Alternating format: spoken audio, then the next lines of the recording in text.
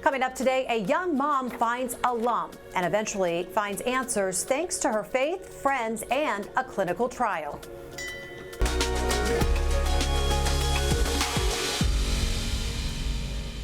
Good morning, I'm Jessica Lovell and welcome to the Morning Medical Update. At just 39 years old and at average risk, Stacey Carey was too young for regular mammograms. So when she felt a tiny lump in her breast, she didn't really think a whole lot of it. But after testing, she heard the words, "You have breast cancer." Triple negative, in fact. So what is it and what are the treatment options? This morning, Stacey joins us to share her breast cancer journey, a journey that is still underway. Welcome and thank you so much for being here with us this morning. We're glad to have you along with your surgeon, the director of the breast program at the University of Kansas Cancer Center, Dr. Jamie Wagner. Always glad to have you. Thank you. It's great to be back. Yes, great to have you. And just here to share the story with your patient here today. But before we hear from both of you today, we want to get to our morning rounds. We're checking in with Dr. Dana Hawkinson today. Doc Hawk, good to see you. Medical Director of Infection Prevention and Control here with the health system. Haven't seen you in a while. Nice to see your face here on the program. Absolutely. You know, I'm usually on with Dr. Stites, and that's always a fun time, but it's good to be back here for just a little bit. Yeah. Okay, so flu activity, it's been high this season, as we know. Looks like we're past the peak, but now we have some new data on the current flu and COVID vaccine. What does the data say? Yeah, well, so first of all, I'd like to talk on the amount of virus out there circulating in the community. You know, this year we did see those two high peaks. We saw that first peak, and then unfortunately a couple weeks ago we saw a second higher peak in regards to flu activity and the amount of people seeking care at an emergency department or a clinic. But what we have seen since that time is that our hospital admissions for influenza here, which is kind of consistent with what we have seen around the nation as well, and this is our data with hospital admissions, we have seen it decrease from a couple weeks ago. So that those blue bars there on the left hand side, you can see that peak, and for the last week that we have, we can see that it's a significant decrease in the number of hospital admissions for influenza. We see the green bar, which is COVID, that has remained steady, and RSV is the orange, which has gone down just a little bit as well. So I think we can feel confident saying that influenza is really getting behind us. Certainly we see most of the disease this year caused by influenza A. We haven't seen too much influenza B. Certainly we will wait and see if there is a surge in that. But overall, we are in March now. Hopefully we are really seeing the decline of the respiratory viral season, which includes influenza. Obviously, we believe RSV can be seasonal in the fact that it can surge in any season that it wants. As you saw on that graph, the hospital admissions had been stable. Hopefully we won't see any increase in that in the next couple months, but we will have to wait and see for that. All right, Hawk, thank you so much. Yeah, and then of course we also have some information on the vaccine effectiveness as well. So we would like to point out that influenza vaccine overall for pediatrics, for the most part, and for adults, the vaccine effectiveness is running 36 to 54%. What that means is that reduces your risk of going to the emergency department or hospitalized or being hospitalized by that amount of risk. So decreasing your risk by almost 50%, and then the COVID vaccine as well, 33 to 45%. So reducing your risk of going to the hospital by that much. Overall, people say it is not a very good vaccine, or those aren't very good vaccines. I certainly am more encouraged by those numbers, especially if you're high risk. If you can reduce your risk of going to the hospital by 30, 40, or even 50%, I think that's good. Obviously, we want vaccines that work better and are more optimal for doing that, but we know that they work, and unfortunately we've also seen only about a 45% uptake of the vaccine. So the people that should be getting vaccines, only about 45% this year. So we certainly could have probably saved some severe illness and hospitalizations if more people got those influenza vaccines and help reduce their risk of hospitalization. But all we can do is continue to endorse the vaccine, and again, hopefully we will get better vaccines in the near future. But for right now, the interim analysis certainly shows that there was a significant amount of reduction in your chance of going to the hospital if you got influenza and you were vaccinated. Todd, always great to see you. Yeah. Thanks for the info this morning. All right. Thank you. All right, Stacey, again, thank you for being here with us to share your story. Take us back to that day that you found a lump. So it was about mid-April that I was just coming off of an illness, and I happened to reach across my chest and noticed there was a lump. And it kind of reminded me of back when I was breastfeeding our boys and having a clogged duct. And so I had my yearly physical with my family physician and asked if he could feel it and detect it. And we thought, okay, let's wait a month, see if it changes. And then that would get me to my yearly with my OBGYN. And at that appointment, they felt it as well, and then sent me right to imaging and ordered those images. And that's when I chose to go with KU because we have a dear friend that is a breast radiologist here in KU. All right, so let's go back to the feeling that lump, because that's really important. You weren't doing like regular breast exams because you're younger, but not unusual to not be feeling well and to be sick and to maybe just be laying there and feeling around on your chest, right? Right. What did it feel like?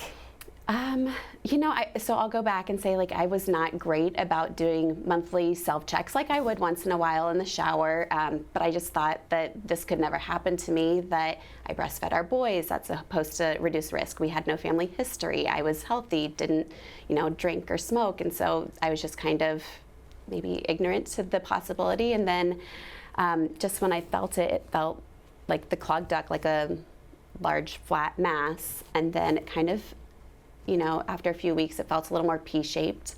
And so that's kind of, what imaging showed as well. Well, that doesn't sound ignorant to me, Dr. Wagner. Definitely not. Definitely not. She felt something. She goes to see a doctor. She's 39 years old, knew something wasn't right. Yeah. She commented on two things that you hear me talk a lot when we do these episodes. The first is encouraging women. It isn't the days of self-exams. We've really gotten away from advocating that. In the old days of the shower cards, you have to do it at the same time every month, same way. That was shown not to be beneficial. But what is just self-awareness. Just know what your body is. There's not a right or wrong time. Know what is normal, and when it's not, get it checked out. And that is what Stacey really, I'm so impressed that she did, is she advocated for herself. She did follow up. She didn't brush it off. But continued to advocate for herself, and there was a timeline for appropriate follow-up, which is really why I think she had such an early diagnosis and is going to have such a great outcome. So we often hear that people say that cancer, as we know, can interrupt your life. You really have to press pause on your life. You're expected to be there for your family, and you certainly have been. Did other family members step up, especially when it came time to taking care of those two boys of yours? Yeah, so we have been so blessed. It hasn't been just family. It's been friends and neighbors and our life group just stepping in and serving as family. For you, right? Yes, it's a great problem to have. We had family flying in from California and South Carolina to help make sure that we had help in the home for the boys, like when I was going through the initial chemo treatments. So, when did you learn that it was triple negative breast cancer? And had you heard of that before? We hear breast cancer, but then we hear about the different types. Never. I had never heard of triple negative and never knew that there were different types of breast cancer. And we didn't know about it until our friend called and gave us the diagnosis and explained the different types, and that I did indeed have triple negative and what that entailed. So you started probably doing a lot of research on it. What were you learning? What kind of questions did you have? Oh, lots of questions, but it was advised that I do not go to Google, and I am a rule follower, and I very much held true to that. I did not go Googling triple negative, and our friend that's the doctor said, like, it's outdated information, it's not encouraging information, and so I just stayed away from Google. Okay, so you're a good patient, but a lot of patients aren't going to do that. I would admit I would probably not do it. I would be scrolling and digging deep, and then feel the dread immediately after. Yep. How do you keep patients from doing that and making sure that they get the right information? Right. One, you can't. And the thing is there's always a gap due to legislation. Pathology gets immediately released to patients. So there is always now a gap of them getting their report from a biopsy with the diagnosis of breast cancer to the timeline that they're going to be able to see, especially a subspecialist within breast cancer treatment. And that gap is there, and you are yearning for information because otherwise you're just out of control. So my approach has really just been talking about the elephant in the room, which I'm like, Dr. Google is great. So now let's talk about the specifics of your cancer. I feel that 90% of my job within my first consultation is really education. And I know that's where we spend a lot of our time on understanding that breast cancer is a family with a lot of personality types. And so we need to understand the personality type. So for Stacey, it was that triple negative breast cancer. But then from there, we're going to dive into how we have tailored therapies, targeted therapies for all those personality types. And we're treating you as the individual. Breast cancer has become so specialized per patient, what treatment you get first, how it all comes together. And it is truly that multidisciplinary approach of all the specialists that treat breast cancer that give us the phenomenal outcomes that we see today. Which is, I guess, probably why you came here. Yes. So just overall, just kind of explain it, if you can break it down basically, just what triple negative breast cancer is when people hear that specific type, and then what makes it difficult to treat? Yeah. So from the type of breast cancer, whenever we look at breast cancer, as far as you'll hear us talk about the tumor biology. So there's 3 different, what we refer to as markers or receptors that can be present or absent on the cancers, on the cancer cells. And that is what pathology provides us, is the estrogen receptor, progesterone receptor, and then HER2. So any of those can be present or absent, and that's really what we're looking at to define that personality type. So in a triple negative breast cancer, all of those are absent. So it has historically given us a reduced amount of targeted therapies because there isn't anything to target. Hormone positive cancers, we can shut down those receptors, starving it of the estrogen that might be feeding it. In contrast, we don't have that type of target in triple negative breast cancer. It's been a phenomenal area of research over just even the last 5 years that we have made some really great advancements, though. Which makes us very lucky to have someone like Dr. Priyanka Sharma working here with us. I'm going to give you a moment just to brag on her just a moment. Yes. Brag on her behind her back. Well, I'll brag on her in front of her face, too. Priyanka Sharma is actually one of the leading researchers within triple negative breast cancer in this country. She has spent her entire career, very young in her career. This is an area of interest, and she has continued to build that research program built around triple negative breast cancer. We are fortunate because she is understanding what's going on the national and even international front within triple negative breast cancer research, but then bringing it back home. We also have unique trials that honestly others in the country probably don't have the exposure or the access, and it's truly built on the years of research that she has provided this opportunity for our patients. So when someone sees that survival rates might be lower for triple negative, how do we address fears? I guess when you talk about things like special trials that people can enter into, and people like Priyanka Sharma Absolutely. Treating patients and offering different types of treatment options. Yep. I guess those would help address some of those fears. It does. I think just showing the evolution of triple negative breast cancer research and treatment that has come from that research, I think is a big part of that. The change of the chemotherapy agents or the drugs that are given, but then also now bringing in immunotherapy. That has truly revolutionized outcomes. But with the research that we have offered and nationally that has been offered, we can see the outcomes for patients. So we have the data to say, because of where we are with these targeted therapies, we now see recurrence risk less than 10%, or whatever it might be relevant to that specific patient. And that I think is what helps alleviate kind of the first set of anxieties. But then I think the second part is really illustrating for the patient, how do we have to bring all that together? The targeted medications absolutely have been a huge advancement, but we can now right-size treatment, and because of the advancements that people like Dr. Sharma have made, we actually are able to reduce all of the therapies together. You started with chemotherapy, correct? Yes, I did. How many rounds? Initially, I had 6 rounds every 3 weeks. And how did that go for you? How did you get through that?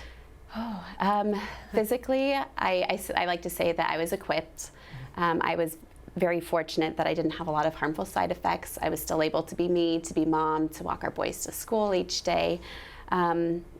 emotionally, spiritually, we relied a lot on prayer and our faith. And before each chemo drip, we would pray, and sometimes nurses would join us and just pray that God would mix in with the chemo and help remove all cancer from my body. Well, I was going to say, these photos show a lot of support with Yes. your friends and family, but that support that we don't always see, the faith. Yes. How did that really play a support throughout this entire journey that continues? It's definitely been something that we've relied on, been able to lean on. On my desk at home, I have a sticky note from Hebrews 11:1 that says, "Now faith is confidence in what we hope for and assurance about what we do not see." And so we've just relied a lot on God and others that have surrounded us through this. Sticky notes are the best. Yes. I love that you carry your sticky notes with you with prayer. It's better than relying on with memory scripture. right now. It's perfect. They are perfect, especially for a busy mom, right?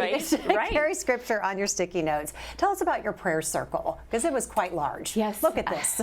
It's beautiful. It was something really remarkable to see and experience. And This was out in your cul-de-sac, wasn't it? Out in your neighborhood? Yes, the very first one after being diagnosed, and we were waiting the results from the first MRI. We gathered in our cul-de-sac, and it was our neighbors, our family, our life group, church members, students, friends, and all gathered here, and it was just, it was incredible. What were you feeling in those moments? I mean, that's a lot of people. I mean, that's a lot. Yes. I mean, that's hard to deny, that love. Yes, it often brings tears, but it was so special to feel how loved we are, how loved I am, how cared for we are, and then just kind of feeling a different presence and like that God was with us, and just knowing that so many people are praying on our behalf, and not just there in the prayer circle, but in different parts of the country. And it's pretty great. Dr. Wagner, do Special. you notice a difference when you see patients have that kind of support behind them, and whether it's dozens of people or just a couple of really close friends and family that are there to support patients when they go home? Absolutely. I mean, this is a very trying time. You know, it's honestly what she's talking about. This is the cross that unfortunately some women have to bear. And even to have one other person to be your person makes all the difference in the world. And it doesn't have to be somebody you're related to. Some people find it through their church communities. Sometimes it's their work community. Sometimes it may be a kiddo who is playing on a sports team, and it's amazing how parents will come and help. And so that help looks different for everybody, and whatever their needs are. I have just seen numerous people help meet, and it does make a difference. Ask for the help. It comes. Yes. And I know I've mentioned that before. Is the thing about breast cancer is obviously the vast majority are women. We have women that are moms, sisters, career women, whatever your path of life is, but we become very strong and we feel like we need to take care of everybody else. So at times like this, it is very hard to ask for help, but that's the thing, that everyone wants to help. They just are waiting for you to ask. It's not a sign of weakness. They actually will elevate you. Stacey, the support extended into your Zumba class. Yes. Yeah. You kept going. You're an instructor. I am. Did you need to take a break, though, during treatment? Please say you took a little tiny break. I will. Dr. Yes. Wagner says it's okay to take a little break. Oh no, I was told I needed to take. Okay. I took the mandatory 6 weeks after Okay, good, having good. My surgery. However, I was able to teach through a majority of it. Like oftentimes, I would have treatment on a Zumba day, so I wouldn't be able to teach that evening, but then I would have the goal to be able to teach like half of the next class and then the entire hour the following week. And so that was one thing that I did not want to give up. I might be politely stubborn, but that Zumba brings me joy, and that was not something I wanted cancer to take from me. And everybody wearing their pink, and they're in support. And then what does this get up? Oh, so for Halloween, our family was Men in Black. And so I initially started class like wearing the wig and had the neuralizer. And then at the end, it's just too hot to teach with the wig. And so I was like, oh, I'll be Pitbull. Or as we called it, Pitbulled. Pitbull. And so a lot of the Zumba songs, we do love dancing to Pitbull. And so why not? We'll embrace it. Just get after it. Let's talk about the hair. That can be an emotional part of this story. And you had your boys just get after it and do some of the hair cutting? Yes. For you? What was that like for you and for them? Well, luckily I was able to start by donating my hair. My hair was really long initially, and so my cousin is a hairstylist, so again, someone in my village that I pulled in, and we were able to straighten it to get the maximum length and cut it to be able to donate to help make children's wigs. And then when it started to shed, I was like, okay, we have to go from chin length to just the buzz. And so it was suggested that the kids be part of it, because that's a big change for our kids to see. That's when it really hits, like the visual of moms going through this, it's real.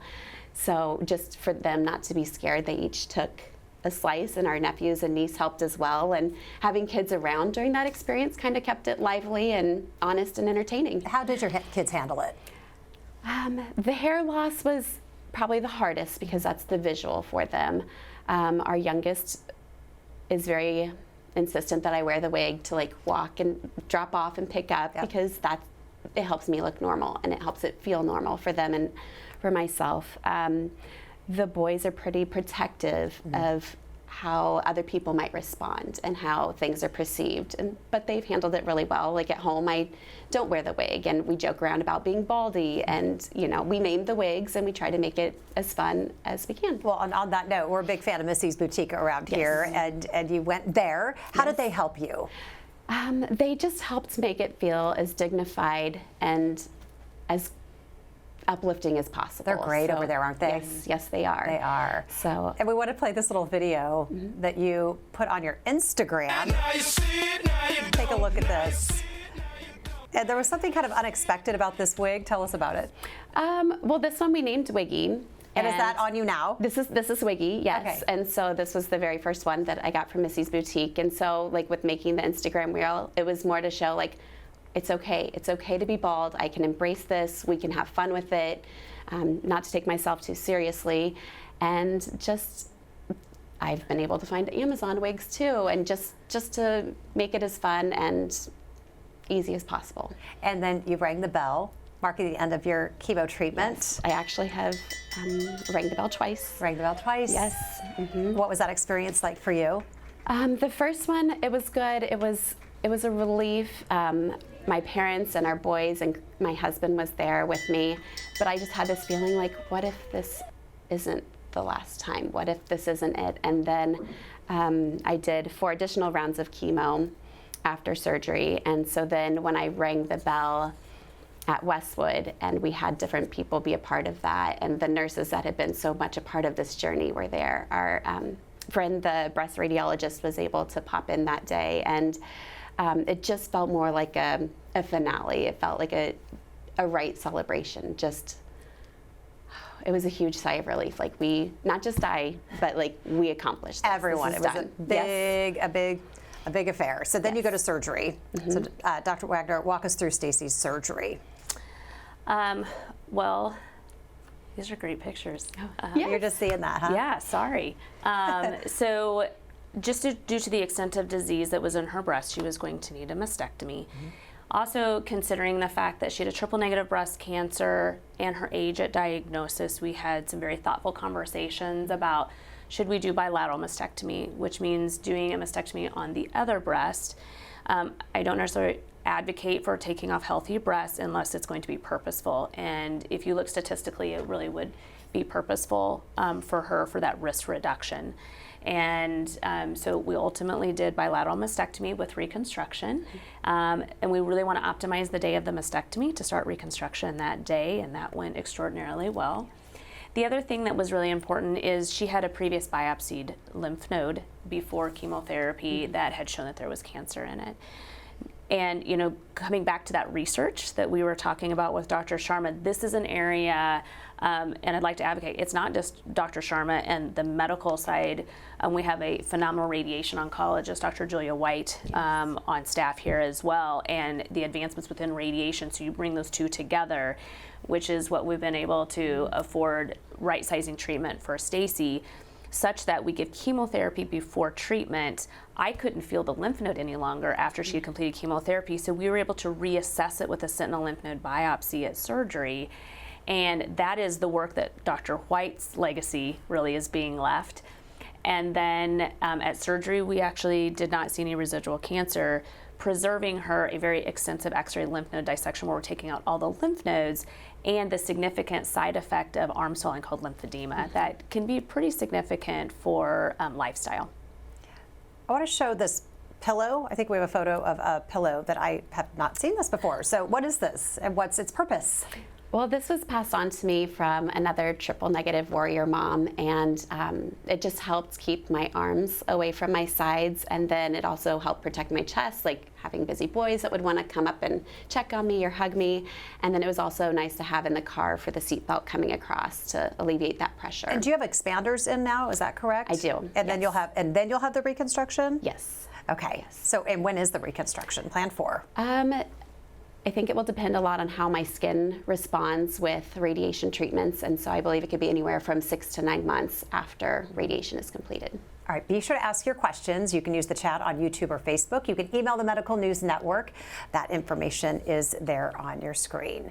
So we want to, of course, continue to highlight the support that has surrounded you through all of this, because it's really been quite phenomenal. Yes. And this guy, I think you find to be quite phenomenal, your husband. Yes, I do. Yes, I do. What is his name again? My husband is Chris. Your Yes. husband is Chris. How has he stepped up? Oh, he's had to step up in many ways. He's actually here with us today, and he's gone with me to so many of the appointments, to treatments, and he's helped with making sure our boys are to their sports and activities, and that we can carry on life as normal as possible for our children. And he's just been like my rock. And how has it changed your relationship? Oh, it's been hard. It's cancer can put a strain on your finances, your health, your anxiety, your mental health, and I would also like to say it's forced us to grow in our faith and to rely on one another and to rely on others and allow others to pour into us, which is not easy. We've also learned to ask for help, and we don't have to do this alone, that it doesn't have to just be the two of us. And on Christmas Eve, my hair was falling out again from the second part of chemo, and so I was buzzing my hair on Christmas Eve, and Chris came in and helped straighten out the back where I was missing spots, and that's when we joked, and I said, this is what real marriages are made out of. That's right, very much so.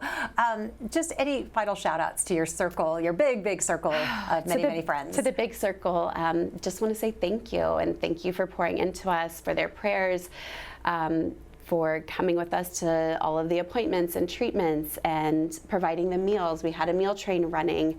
It will likely be starting back up again, and people have wanted to help with contributing to our medical expenses, and we have just been supported and loved and blessed the whole way, and we just want to say thank you. And Party in Pink, what's the Party in Pink? Oh, the Party in Pink, yes. That was something I was so excited to be able to pull off this October, and it was a fundraiser to help raise funds to go to Dr. Sharma's research for triple negative breast cancer. And for years, like, October is Breast Cancer Awareness Month, and I was like, oh, some people would do Zumba events, and so I was like, I don't know who I would do like that in honor of, and I was like, oh, this year it hit differently. Like, okay, we can connect passion and purpose, and let's make this happen. So it was a great event where other women came together. We had everyone wearing pink, and just to spread awareness, and I was able to remind people, like, do your regular self-checks, and like I said, contribute to triple negative breast cancer research. And then Disney World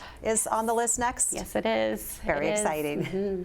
That is our happy place, and so we figured when I'm done with all of the treatments, like, we are going to celebrate. All right, let's get to some questions from our viewers this morning. And Jeremy has a question and comment. He goes, I know the thought of, quote, this couldn't happen to me can be such a trap. And I think right along with it is, I fully believe this, but I'll get that checked later. That's for when I'm much older. When is the right time to get screened or genetic testing to see what your risk is? Great question. As far as screening for mammograms, the recommendations from the U.S. Preventative Services Task Force actually changed this past fall back to the age of 40 to get your initial screening mammogram. So we have always, within the breast cancer treatment world, advocated for that. We definitely want to continue to advocate. Age 40 would be when to start. With that, we want to get it annually. Additionally, it is important, which we also now have great new legislation for, that women need to understand their density of their breast. And that's not how a breast feels, it is how it looks on a mammogram. And that now, fortunately, by all breast imaging centers must be reported to women on their report. Because if you have that, mammogram shouldn't be standalone. We need supplemental screening, whether it be an ultrasound, contrast-enhanced mammography, or the ultimate, which would be MRI. So that's, I guess, the screening question. As far as the genetic piece, genetic testing is not necessarily needed by all. That is where knowing your family history is incredibly important. If you don't have a family history, there's probably not an indication for genetic testing. The more of your family history, both mom and dad's side, really does matter. And from that, you might be eligible. We have a high-risk program, at least within the breast cancer world under Dr. Fabian, Dr. Nye. And so within that high-risk program, we can stratify that and your need or indication for genetic testing. We equally have that within other disease sites as well. So knowing your family history will help with genetic testing. The best person, honestly, to test, though, is the person who has cancer. So if you don't know, and sometimes there's just lack of family information, we know that that doesn't always get passed down. But if somebody has cancer, that's the best person to test because they would be the most likely to have the genetic mutation. And if they don't, then there's nothing for them to pass on to the rest of the family. Stacey, Amy wants to know if you're dealing with lymphedema. As of this moment, no. I'm fortunate enough to not have that. And lastly, Stuart wants to know, because we've been dealing and talking so much about Amy's support, where do we at KU send folks who don't have the amazing support system that Stacey has? Where might another folks go? really great question. One of my favorite places is Turning Point. Yes. Turning Point has been a phenomenal addition to our health system family of support services. Moira does a wonderful job, and it's not just one thing. There are so many different programs, whether it's women or men, whatever the respective needs are. It doesn't just hit the patient, it hits the family. They do some really great things. When I toured there, 12 years ago, when I was first joining the University of Kansas Cancer Center, I had the opportunity to spend some time, and they have these amazing dolls that have ports. And it's really intended to bring your children in so they're not afraid of, well, what is this little bump and what's its purpose, and not making things so fearful. Thank you for giving a shout out to Turning Point. They're so amazing. Stacey, thank you for being here with us today, Yes, sharing your story, and we're just glad you're doing well. What do you want the big takeaway to be? Oh, that's a very tough question. I think I would like for people to see my story and have the sense of it's not all doom and gloom, that there's still a lot to be grateful and thankful for. And first of all, I have to say thank you to God for walking alongside me through this. And then I have been blessed with the best surgeons and doctors and nurses and even techs by being here at the University of Kansas. And I'm just really appreciative of that. And then I think, for me, it's how can I find purpose in this, or how can I make this test into a testimony to help others, and just to encourage other women to be aware, to check themselves, to take care of the bodies that we have. We only have this one body, and how can we take care of it to fight? If you ever have to fight something like this, how are you well equipped?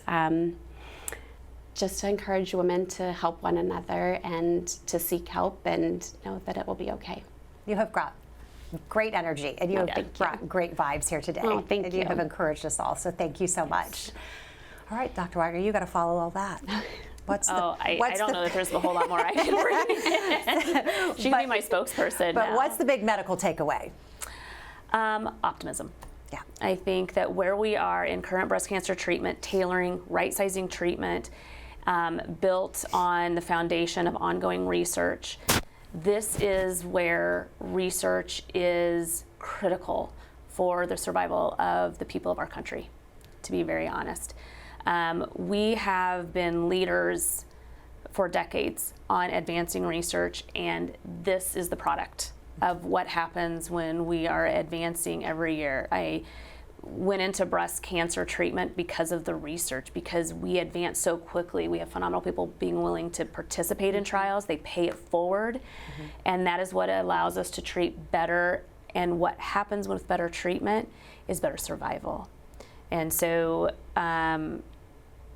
that's the optimism is pretty, I think, glorious when we look at that opportunity for all of us. Thank you both. Thank you both for sharing and being here with us today. Thank you. Thank you to our viewers for being here. We'll see you back here tomorrow. Millions skipped routine cancer screenings during the pandemic, and the consequences are still unfolding. I'm Jessica Lovell on the next Open Mics with Dr. Stites. We put the newest cancer stats, both good and bad, into context with a team of oncologists. What they've noticed in their practices, Wednesday at 8.